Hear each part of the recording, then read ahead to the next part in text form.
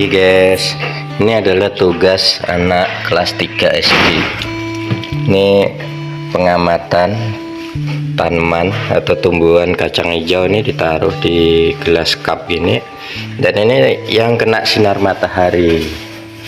Ada dua perlakuannya teman-teman. Ini yang kena sinar matahari atau tempat terbuka. Dia ciri-cirinya seperti ini. Tanamannya masih hijau, daunnya masih hijau karena tanaman ini masih dapat sinar matahari ya. Dan ini umur yang ke 3 hari. 3 hari kan 4 hari mas. Nah ini yang punya pekerjaan 4 ya. Ini umur 4. Dan ini yang dibawa Mama Gapa ini yang dari tempat gelap. Ini diambil dari dalam kamar tadi.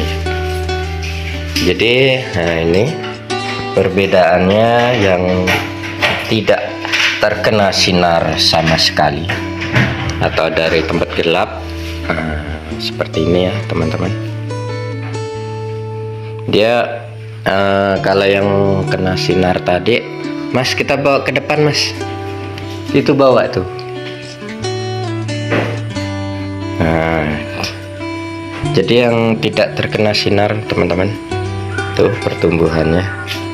Jadi kalau yang tidak terkena sinar atau yang disimpan di tempat yang gelap, dia pertumbuhannya bisa teman-teman bedain ya perbedaannya. Ini yang di tangan Mas Gapa ini yang hijau itu adalah yang terkena sinar matahari, jadi daunnya itu lebih hijau.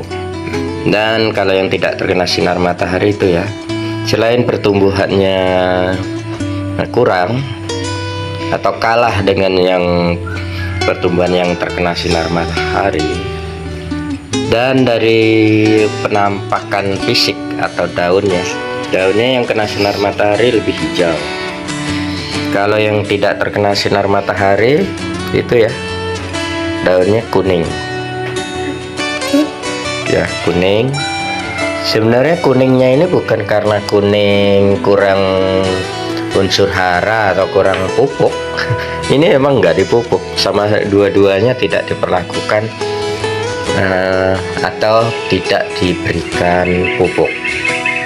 Dan dia menggunakan media yang sama, perlakuan yang sama. Maksudnya perlakuannya sama. Ini media cukup menggunakan tisu yang dibasahin, dan ini dibasahin setiap hari ya teman-teman. Kalau kering ini dikasih air. Sama tadi yang terkena sinar matahari itu juga dibasahin tiap hari, pagi dan sore jika tisunya kering. Tapi kalau tisunya basah ya cukup sekali. Jadi itu teman-teman, perbedaan perlakuan kacang hijau, tumbuhan kacang hijau di tempat gelap dan kering. Tempat gelap dan terang. Jadi kesimpulannya seperti yang teman-teman ketahui.